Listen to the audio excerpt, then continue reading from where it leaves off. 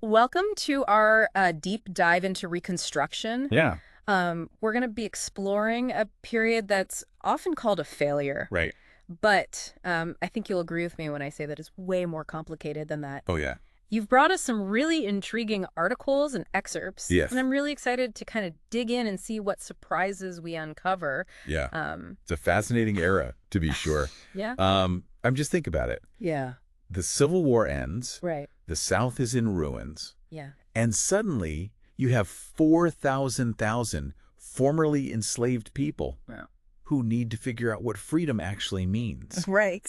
in a society that is still deeply divided. Yeah, it's mind-boggling to even think about where do you even begin Yeah. to rebuild a nation after something so cataclysmic. That's exactly the question that Yeah. everyone was grappling with at the time. Yeah. How do you reunite the country? Right. What rights do freed people have? Hmm. And how do you even begin to reshape the South's economy and social structure? Okay, so let's start with Lincoln. Okay.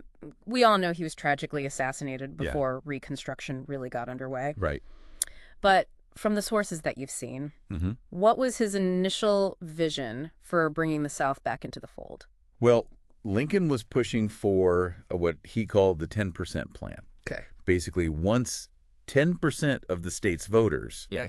pledged allegiance to the Union, Yeah. they could be readmitted. So that sounds pretty lenient, right? 10%? Very, very lenient. Doesn't seem like a very high bar to clear, Right. especially after such a brutal war. Right. Was there pushback against that? Oh, absolutely. Yeah. Even within his own party, Okay. people thought Lincoln was being way too soft on the South. Interesting. They argued that more needed to be done to ensure the rights of freed people Okay. and to truly transform Southern society. So it wasn't just a simple matter of let's all be friends again. Not at all. It was a deeply contentious issue. Yeah. But then, of course, Lincoln is assassinated Right. and Andrew Johnson takes over. Yeah. And things take a very sharp turn. Right. Johnson, I mean, from what I've read, he seemed to have very different ideas Oh, yeah. about how Reconstruction should go. Very different. So tell me about that. Well, Johnson was a Southerner, a Democrat, Mhm. and, well, let's just say his views on race were not progressive. Okay. He ended up pardoning almost all the former Confederates. Wow. And his leniency towards the South really emboldened those who wanted to maintain the old power structures. But doesn't that directly contradict the whole point of the war? Right. To abolish slavery and create a more just society? Absolutely. So what happened? Well, that's where the Black Codes come in. Okay. These were laws that were enacted in southern states. Okay. And, well, they were basically trying to bring back slavery in everything but name. Wait, really? Give me an example. What did these codes actually say? We'll take Mississippi, for instance. Okay. Their Black Codes stated that freed people needed papers Okay. to prove that they were employed. Wow. If they were caught without them, Mm-hmm. they could be fined or even forced into labor. Hold on. That sounds a lot like slavery. Exactly. Yeah. They were also denied the right to own firearms, Oh, wow. serve on juries, or even gather in groups after sunset. Wow. It was a blatant attempt to restrict their freedom Yeah. and keep them in a subservient position. Gosh, that's infuriating. I can't even imagine what it must have been like Yeah. for those who had just tasted freedom to then be subjected to these laws. It was a huge setback. Yeah. And it triggered a wave of outrage in the North, Oh, really? which ultimately led to the rise of a group called the Radical Republicans. Okay, the Radical Republicans, I've heard the name. Yeah. But honestly, I'm a little fuzzy on who they were and what they stood for. Sure. So they were a faction within the Republican Party who believed that true reunification required not just ending slavery, Okay. but also guaranteeing full citizenship and equal rights for Black people. Okay. And they really pushed for a more aggressive approach to Reconstruction. So they were kind of like the hardliners of Reconstruction. Exactly. Oh. They felt that Johnson was being far too lenient Yeah. and that the federal government needed to step in to protect the rights of freed people. Okay, so that's when things start to get really interesting. That is when things start to get really interesting. Tell me more about what these Radical Republicans actually did. Well, they spearheaded some of the most significant legislation Okay. in American history. Okay. You have the Civil Rights Act of 1866, Okay. the 14th Amendment, Mm-hmm. and the Reconstruction Act of 1867. These were game changers. Okay, break those down for me. What did each of those actually do? So the Civil Rights Act of 1866 was huge. Okay. It was the first federal attempt to define citizenship for all people born in the U.S., regardless of race. Wow. It aimed to dismantle those black codes we talked about and guarantee basic rights, like owning property and making contracts. That seems like a pretty radical move for a country Absolutely. that had just been torn apart by a war over slavery. It was a very radical move. Yeah. Then you have the 14th Amendment, Okay. which takes it even further. Okay.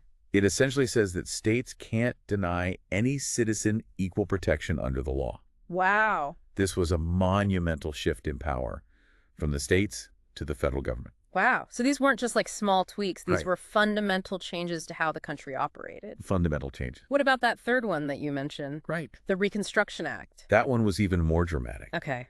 The South was divided into military districts, Oh, wow. and states were required to ratify the 14th Amendment and write new constitutions that guaranteed black men the right to vote. Hold up. So they basically put the South under military occupation They did. to enforce these changes. That's exactly what they did. Wow. It signaled that the federal government was serious about protecting the rights of African Americans, Okay. and they wouldn't let the South simply slip back into its old ways. So for a brief period, you actually had the federal government actively working Yes. to enforce racial equality. To enforce racial equality. That's incredible considering, what had come before. It was a remarkable moment, Yeah. and it led to something else Okay. that had never been seen before in this country: Okay. the rise of black political power.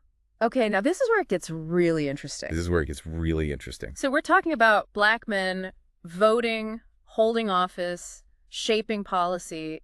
Tell me more about this. This was truly unprecedented. Yeah. Black men were voting in huge numbers. Wow. They were serving as delegates to state constitutional conventions, Okay. and they were elected to office at all levels of government. Wow. We're talking senators, congressmen, local officials. Wow. They were actively shaping the future of their communities and the nation. Do you have any examples of some of these prominent black leaders Absolutely. who emerged during this time? You have Hiram Revels and Blanche K. Bruce, Okay. both elected as U.S. senators from Mississippi. Wow. PBS Pinchback even served as Louisiana's governor for a time. Wow. And across the South, over 800 African Americans held positions in state legislatures. Wow. These are incredible achievements. They are. Considering, the context of the time. The context of the time. What kind of impact did these black office holders have on policy and governance? Their accomplishments were significant. Yeah. They focused on establishing public schools, Yeah. expanding access to social services, Mm-hmm. and promoting economic development. Wow. They were laying the groundwork for a more just and equitable society. It's such a hopeful and inspiring chapter in American history. Yeah. Even if it was short-lived. It was. It was. But, remember, while all of these political changes were happening, Yes. freed people were also grappling with what freedom actually meant on a personal level. Mhm. It was about more than just the absence of slavery. More than the absence. It was about shaping their own destinies. Right. So let's talk about that. What were some of the ways that they tried to define and live out this newfound freedom? Land ownership. Okay. Land ownership was a huge aspiration for many. Okay. There was a brief moment of hope Okay. when General Sherman issued Field Order Number 15, Right. promising land redistribution along the coast to freed people. Mm-hmm. But that was quickly revoked, Right. which was a crushing blow. Yeah, you mentioned a quote earlier from a freedman on Edisto Island who was furious about that broken promise. Oh, yeah. And it really highlighted the longing for land, that feeling that true freedom meant Right. owning the land that you worked. Absolutely. It speaks to the complex emotions surrounding land, the desire for economic independence, Yeah. and the lingering scars of slavery. It must have been devastating when that dream of 40 acres and a mule was snatched away. Devastating. What happened to those who didn't get land? Well, many were forced into sharecropping, Right. which trapped them in cycles of debt. Yeah. They'd work on white-owned land Okay. and give a share of their crops to the landowner. Okay. But often, the system was rigged against them, Right. leaving them with little to show for their labor. So it kind of replicated the power dynamics of slavery, Sadly, yes. even though they were technically free. Technically free. Yeah. But amidst all of these challenges, Right. freed people were also focused on rebuilding their families. Absolutely. Reuniting with loved ones who had been ripped apart by slavery.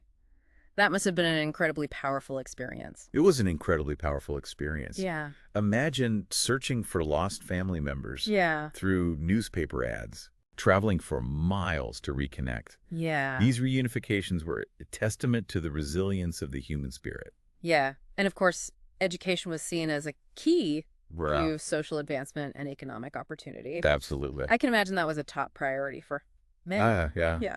Freed people, young and old, flocked to schools, Wow. often using churches as classrooms. Oh, wow. They thirsted for knowledge, Yeah. understanding that education was essential for claiming their full rights as citizens. And speaking of the church, it played a really central role in these post-emancipation communities, didn't it? Absolutely. It seems like it was more than just a place of worship. It was the heart of Black life. Wow. Churches served as schoolhouses, community centers, and spaces for political organizing. Wow. So the church became this vital hub for Black life. Vital hub. It provided spiritual guidance, social support, Yeah. education, Yeah. and even a platform for political action. A platform for political action. That's remarkable. It is remarkable. And, within these churches, women were often at the forefront, pushing for their own rights and seeking new roles in this evolving society. They were. Now, this is something I wanted to dig into. Uh-huh. The role of women in Reconstruction. Okay. It seems like this period marked a turning point for women's rights as well, wouldn't you say? Definitely. The women's suffrage movement gained momentum after the war, Okay. with leaders like Elizabeth Cady Stanton and Susan B. Anthony advocating for universal suffrage. So they were fighting for the right for all women to vote, All women. not just Black women. That's correct. Okay.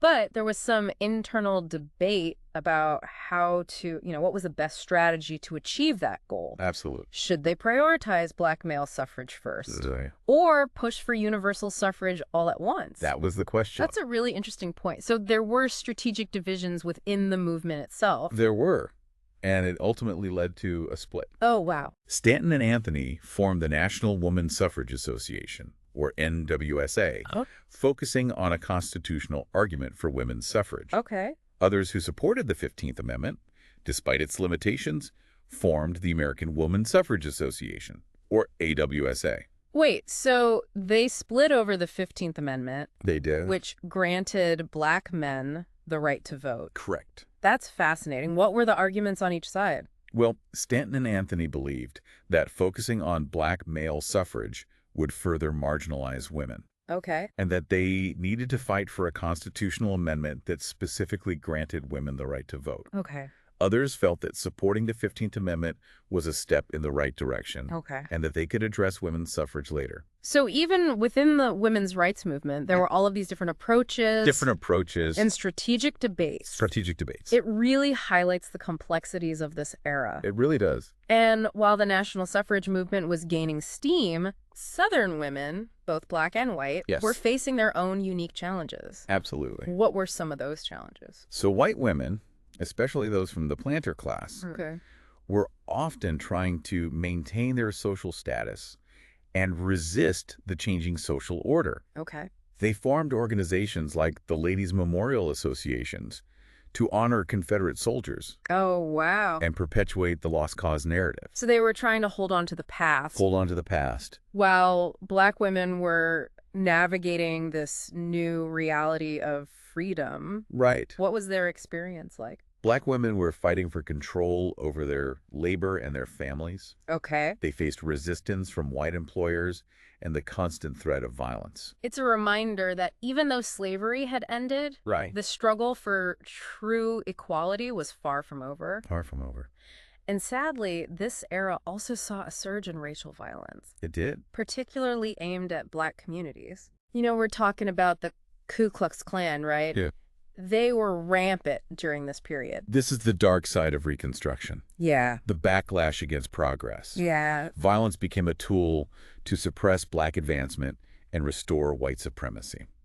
Did the federal government do anything to stop that? Well, they did pass the Enforcement Acts, Okay. which were aimed at protecting Black civil rights Yeah. and suppressing the KKK. Okay. But As Northern support for Reconstruction waned Right. and federal troops were gradually withdrawn from the South, these efforts proved insufficient. So as federal protection faded, the KKK and other white supremacist groups were Yes. able to operate with more impunity. It's a scary thought. It was a terrifying time for Black people in the South. Yeah. And the economic landscape of Reconstruction added another layer of complexity. Yeah, let's talk about that. Okay. What were the economic realities of Reconstruction like for both the North and the South? So the South's economy was in ruins. Okay. Plantations were destroyed, the labor system was upended, Yeah. and poverty was widespread. Right. And although slavery was abolished, many Black people found themselves trapped Yeah. in new forms of economic exploitation, like sharecropping. Right. We talked about that earlier. It's almost like they traded one form of oppression for another. In a way, yes. It was incredibly difficult for Black people to achieve economic independence in this environment. Yeah. They faced legal discrimination, limited job opportunities, and the constant threat of violence. And what about the North? Okay. What was their economic situation like after the war? They went through a period of adjustment after the wartime industrial boom. Okay. Government policies like tariffs and land grants fostered economic development, but also contributed to inequalities. So both regions faced their own set of economic challenges, They did. which probably played a role in the eventual decline of Reconstruction. Absolutely. As economic anxieties grew, support for Reconstruction waned, Yeah. setting the stage for what's often called the redemption of the South, Right. a return to white supremacy and the dismantling of the progress that had been made. This is giving me a lot to think about. It's clear that Reconstruction is much more than just, a simple chapter in history. It's way more than that. It's a story of hope and progress, but also of immense struggle and tragic setbacks. And I'm really curious to learn more about how it all unraveled. So we talked about the initial hopes of Reconstruction, the rise of Black political power, and that brutal backlash that followed. But how did it all fall apart? How did the South go from this, brief period of multiracial democracy back to a system of white supremacy? That's the question that haunts this era. Yeah. And the answer is complicated. It wasn't just one single event that caused Reconstruction's demise. Right. It was a gradual erosion of political will, fueled by a combination of factors. So it's kind of like this slow unraveling. A slow unraveling. What were some of the key things that contributed to that unraveling? Well, for starters, you have growing weariness in the North. Okay. The cost of Reconstruction, both financially and in terms of human lives, was taking its toll. Yeah. People were ready to move on from the war and its aftermath. That's understandable, I guess, but it also feels a little callous, doesn't it? Like they were turning their backs on the very people they had fought to liberate. It's a difficult truth to confront. Right. And you also have to consider the political landscape. Okay. Within the Republican Party, a faction known as the Stalwart Republicans emerged. Okay. They were much more focused on economic issues and less committed to protecting Black civil rights. So even within the party that had spearheaded Reconstruction, Right. there were those who were starting to lose interest in the cause. Exactly. Wow. And then on the other side of the aisle, you have the rise of the Redeemer Democrats in the South. Right. These were the white Southerners who were determined to regain control of their states and restore white supremacy. That's exactly right. Redeemer Democrats. Yeah. The name itself kind of speaks volumes. It does. They were literally trying to redeem the South from what they perceived as the evils of Reconstruction. That's exactly it. Wow. They campaigned on promises of home rule Okay. and appealed to white voters' resentment of federal intervention and their fear of Black political power. So you have waning support in the North, divisions within the Republican Party, and a resurgent white power structure in the South. That's a pretty potent mix working against Reconstruction. A potent mix indeed. Yeah. And then, to make matters worse, you have the economic depression of 1873. Yes. The Panic of 1873. I remember reading about that. It had a devastating impact on the entire country, A right? devastating impact. Yeah. It shifted the nation's attention away from Reconstruction Right. and towards economic concerns. Yeah. People were more worried about their own financial struggles Mhm. than the plight of Black people in the South. It's amazing how economic hardship can so quickly overshadow everything else, even issues of fundamental justice and equality. It's a sad truth. Yeah. And this economic crisis played right into the hands of the Redeemers. Okay. They argued that Reconstruction was a costly failure Mm-hmm. and that the South needed to be redeemed from Republican rule. So Reconstruction was becoming like a political liability, something that politicians were eager to distance themselves from. Exactly. And all of this culminated in the incredibly contentious presidential election of 1876. Okay, this is an election I've always wanted to understand better. It was incredibly close, right?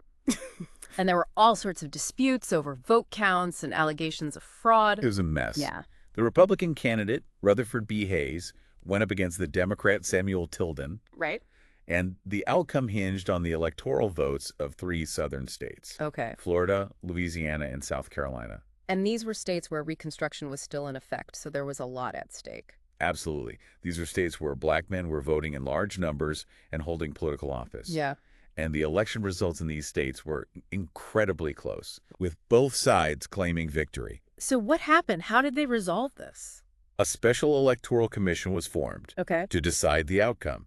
And after a lot of backroom dealing and political maneuvering, the commission ultimately awarded the presidency to Hayes. But it wasn't that simple, right? There were strings attached. This is where that infamous Compromise of 1877 comes in. Yes, the Compromise of 1877 is considered by many to be the official end of Reconstruction. Okay. In essence, it was a deal Okay. struck between Southern Democrats and Republicans. Okay. Break it down for me. What were the terms of this deal? In exchange for Southern Democratic acceptance of Hayes's presidency, Okay. the Republicans agreed to withdraw federal troops from the South Oh, wow. and end federal support for Reconstruction efforts. So they basically abandoned the South, and by extension, black Southerners, to their fate. It was a tragic betrayal of everything Reconstruction had stood for. By removing federal protection, they allowed white supremacists to regain control of Southern governments Right. and dismantle the progress that had been made.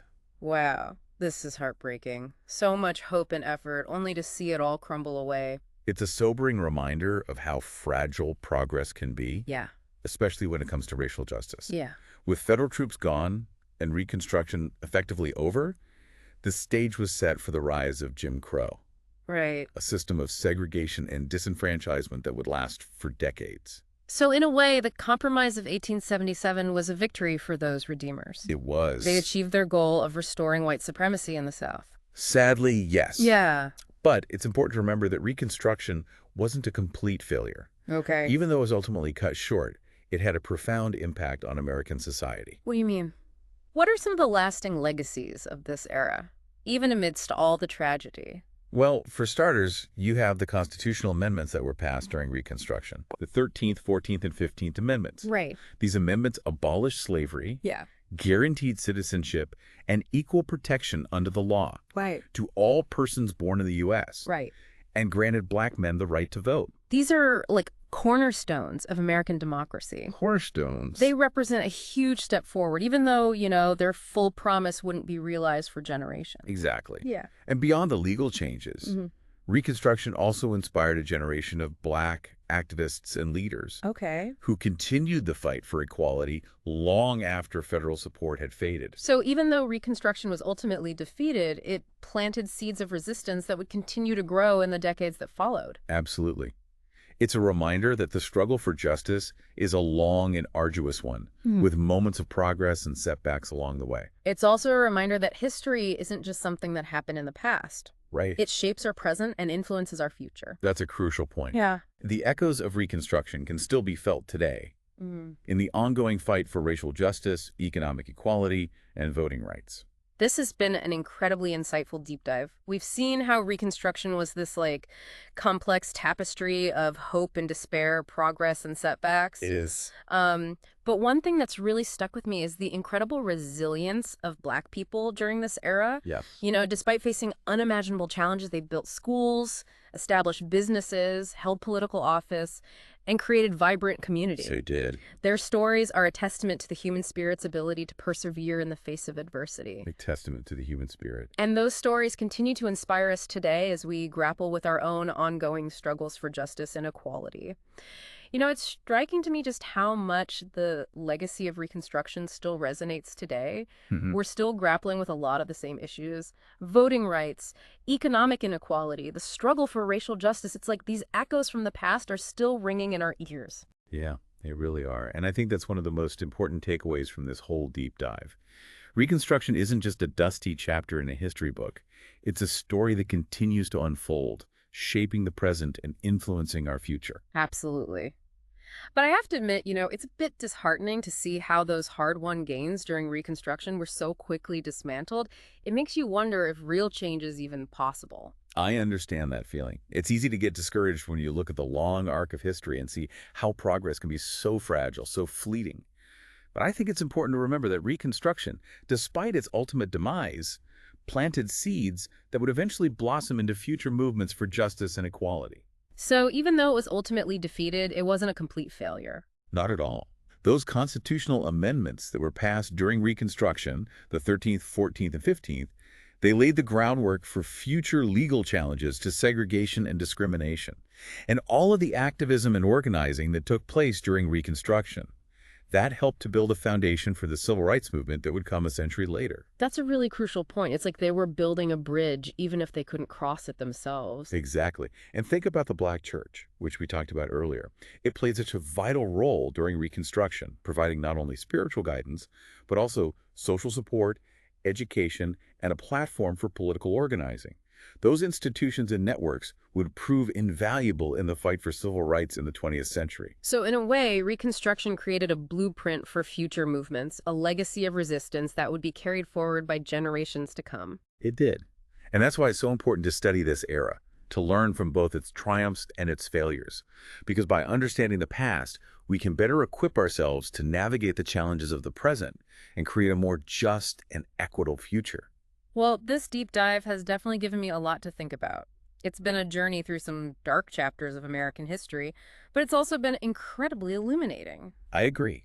And I hope it encourages our listeners to keep exploring, keep questioning, and keep pushing for a better world. Because the story of Reconstruction is a reminder that the fight for justice and equality is never truly over. Beautifully said. And on that note, I want to thank you, our listener, for joining us on this deep dive into Reconstruction. We hope you've learned something new, gained a fresh perspective, and perhaps even felt a spark of inspiration. And remember, history is not just something that happened in the past. It's alive and well, shaping the world we live in today. So keep exploring, keep learning, and keep engaging with the stories that have shaped us. Thanks for listening.